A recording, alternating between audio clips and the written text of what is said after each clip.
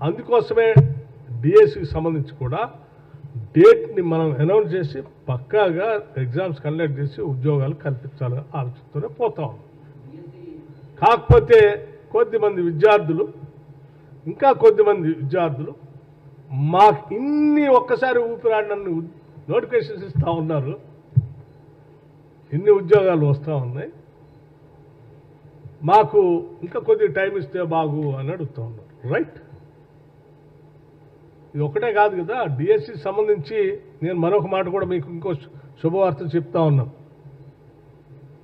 ఇప్పుడు మేము కండక్ట్ చేసే డిఎస్సికి సంబంధించినటువంటి 11,000 ఉద్యోగాలే కాకుండా ఇంకా మేము చెప్పాము 16,000 దాకా ఖాళీగా ఉన్నాయని. ఇప్పుడు మేము అన్ని ఈ ప్రమోషన్స్ ఇవన్నీ చేసిన తర్వాత లెక్కలు వస్తూ ఉన్నాయి. ఇంకో 5 నుంచి 6,000 ఉద్యోగాలు డిఎస్సికి సంబంధించి ఇంకా వస్తాయి కొద్ది రోజుల్లో.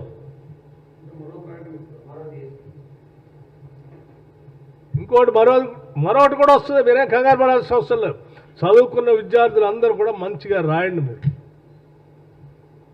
ఇదే ఆఖరిది కాదు, చివరిది కాదు.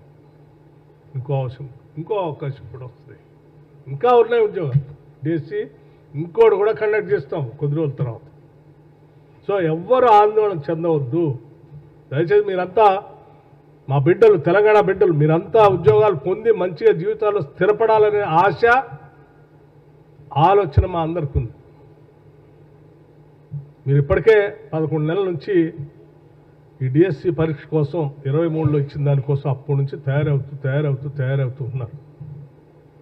రాయండి ఈ పరీక్షను మంచి సంతోషంగా, తృప్తిగా. దీంట్లో సెలెక్ట్ అయిన వాళ్ళు అవుతారు, ఇంకా పరీక్షలు వస్తున్నాయి వాటిలో అవుతారు.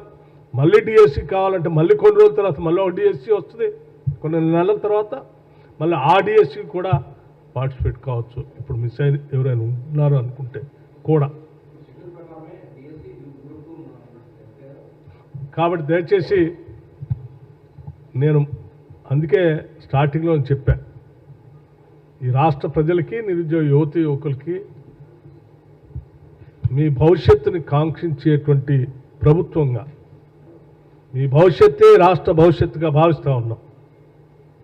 మీరందరూ మంచిగా పరీక్షలు రాసి ఉద్యోగాల్లోకి వచ్చి ఈ రాష్ట్ర భవిష్యత్తుకి, మరీ ముఖ్యంగా పేద బడుగు బలహీన వర్గాలు చదువుకునేటువంటి ప్రభుత్వ పాఠశాలకు సంబంధించి త్వరితగతిన టీచర్స్ కావాలి మనకి.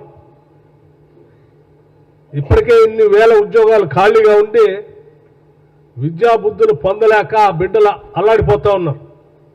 10 ఏళ్ళు వాళ్ళ గురించి ఆలనా పాలన ఎవరు పట్టించుకోలే.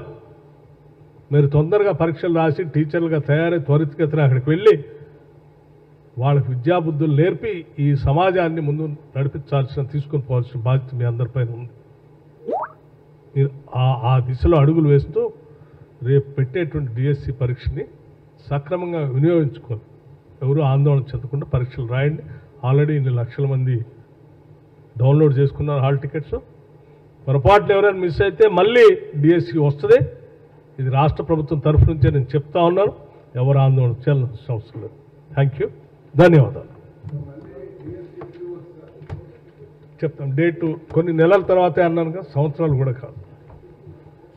సో డోంట్ వరీ, అది కూడా మంత్రి మండలి అంతా మాట్లాడుకొని ఆ డేట్ కూడా చెప్తాం.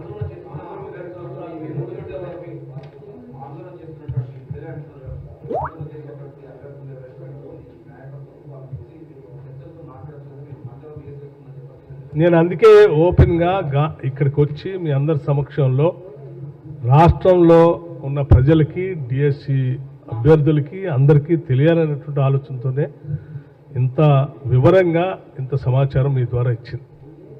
ఒక్కళ్ళే కూర్చొని మాట్లాడితే నలుగురితో మాట్లాడగలను, కానీ మీ ద్వారా అయితే 4 కోట్ల మందికి చేరుతుందనే ఆలోచనతోనే మీ ద్వారా ఇక్కడ కూర్చొని మాట్లాడుతాం. దయచేసి ఈ సమాచారాన్ని మన బడులు, ఆడ చదువుకున్న పిల్లల భవిష్యత్తు కోసం, మన నిరుద్యోగ యువతి యువకుల వాళ్ళ ఉద్యోగ అవకాశాల కోసం ఈ సమాచారాన్ని జాగ్రత్తగా చేరుస్తారని నేను ఆశిస్తా ఉన్నాను.